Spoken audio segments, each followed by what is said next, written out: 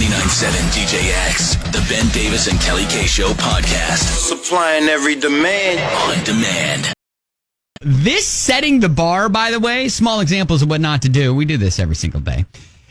It involves a $35 million Ponzi scheme and The Little Mermaid. Ariel, listen to me. Wow. It's a mess. All right. I need details. Okay, so setting the bar. If you can manage to make it through the day without trying to run away from the feds in an underwater scooter, you're doing okay. You dream about going This is the story of Matthew. Matthew, this is a wild story of a $35 million Ponzi scheme.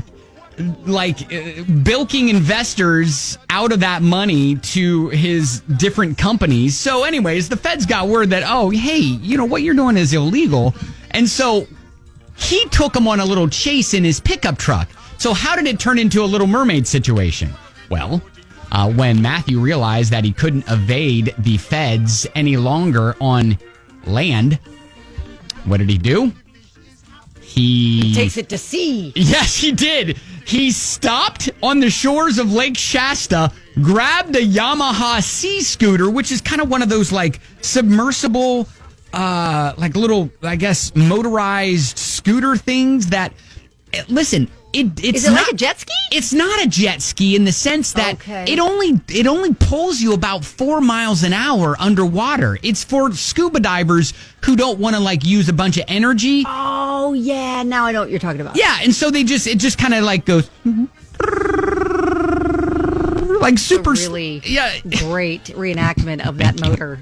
Thank you. So Matthew jumps on this Yamaha Sea scooter, takes it underwater for about 25 minutes into the cold water. Feds just basically waited. Well, yeah. Where's he going to go? Yeah, where are you going to go, buddy? Matthew, we know you're there. Unless this is some sort of weird 007, Mission Impossible sort of situation where there's an underwater trap door that takes you to a waiting jet on the other side of the lake. You're going to have to come up, and that's when we're going to get you. And sure enough, that's what happened. After about 25 minutes, he was led away in handcuffs. But yeah, that would have helped him in his escape, having an underwater hatch, an underwater lair, if you will. Listen, if he's bilking these companies out of $35 million, wouldn't you think his escape plan would have involved something like that? Sure, yeah, absolutely. Yeah, so Matthew went under the sea to try and escape the feds, only to be recaptured there.